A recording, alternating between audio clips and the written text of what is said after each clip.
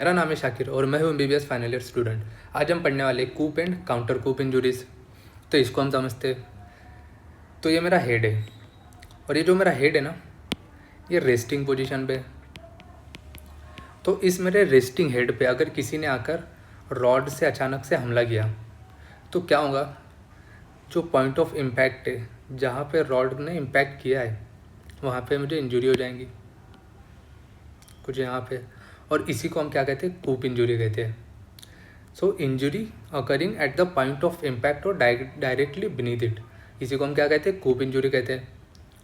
और एक और सिनारियो, अगर मैं किसी बाइक से जा रहा हूँ, सपोज अगर मैं बाइक से जा रहा हूँ तो यहाँ पे मेरा एक्सीडेंट हो जाता है, तो मेरा हेड कैसे रहेगा, वो मूविंग पोजीशन में रहेगा, मेरा हेड मोशन में रहेगा, लेकिन जो ग्राउंड रहेगा वो स्टेशनरी रहेगा। तो जो मेरा मूविंग हेड है, अगर वो स्टेशनरी ग्राउंड पे जाकर इम्पैक्ट करता है तो उसकी वजह से क्या होगा, जहाँ पे इम्पैक्ट हुआ है वहाँ पे तो इंजरी होंगी, लेकिन फोर्स के ट्रांसमिशन की वजह से जो अपोजिट साइड है ना, डायगोनली अपोजिट साइड है, not only opposite side, it is diagonally opposite side पे क्या होगा, वहाँ पे भी इंजरी हो जाएंगी। और इसी को हम क्या कहते हैं, इसी को हम काउंटर कूप इंजरी कहते हैं। सो injury occurring diagonally opposite to the point of impact resulting from force transmitted through the skull। और इस मैकेनिज्म को, काउंटर कूप इंजरी के मैकेनिज्म को एक्सप्लेन करने वाली जो थ्योरी है उसका नाम है स्ट्रक हुप थ्योरी। और ये जो काउंटर कूप इंजरी है ना, अगर जो लेस दैन 3 ईयर्स के जो बच्चे होते हैं, इनमें बहुत ही रेयरली देखी जाती है, क्योंकि जो इनका स्कल होता है ना, उसकी फ्लेक्सिबिलिटी बहुत ज़्यादा होती है। और अगर काउंटर कूप और कूप इंजरी दोनों भी अगर प्रेजेंट है, तो जो काउंटर कूप इंजरी है ना, ये ज़्यादा सीवियर होते हैं as compared to coup injury. तो सपोज़ अगर मेरे ऑक्सीपिटल लोब में इंजरी होती है, अगर मेरा point of impact occipital lobe है, तो इंजरी कहाँ पे होंगी, काउंटर कूप इंजरी कहाँ पे होंगी, फ्रंटल लोब में होंगी। वहीं पे अगर मेरा point of impact frontal lobe है, तो यहाँ पे ऑक्सीपिटल लोब में इंजरी नहीं होगी, क्योंकि जो ऑक्सीपिटल लोब है ना, इसका स्मूथ सरफेस होता है। तो आपको ये याद रखना है, अगर frontal lobe point of impact है तो ऑक्सीपिटल लोब में इंजरी नहीं होगी। और अगर मेरा point of impact temporal lobe है, तो इंजरी कहाँ पे होंगी, जो टेम्पोरल लोब के अपोजिट साइड में जो टेम्पोरल रीजन है, वहाँ पे इंजरी होंगी।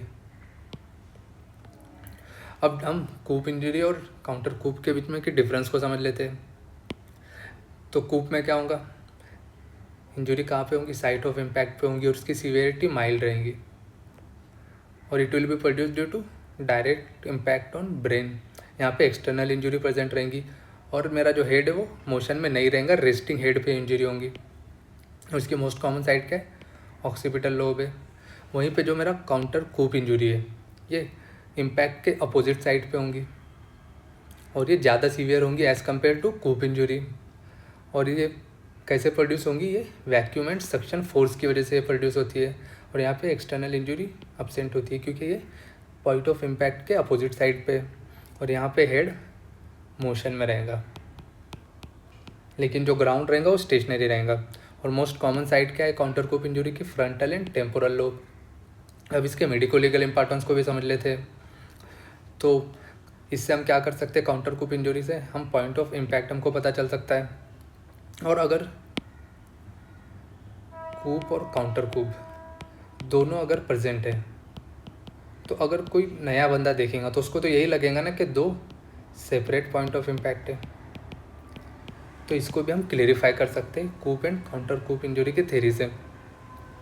फिर अगर हमारा जो हेड है वो मोशन में था या फिर रेस्ट पे था at the type of impact, वो भी हमको पता चल सकता है। So that's all about coup and counter coup injury. इसके नोट्स की लिंक मैंने डिस्क्रिप्शन में दे दी, आप वहाँ से डाउनलोड कर सकते हैं। मिलते हैं नेक्स्ट वीडियो में, तब तक के लिए बाय।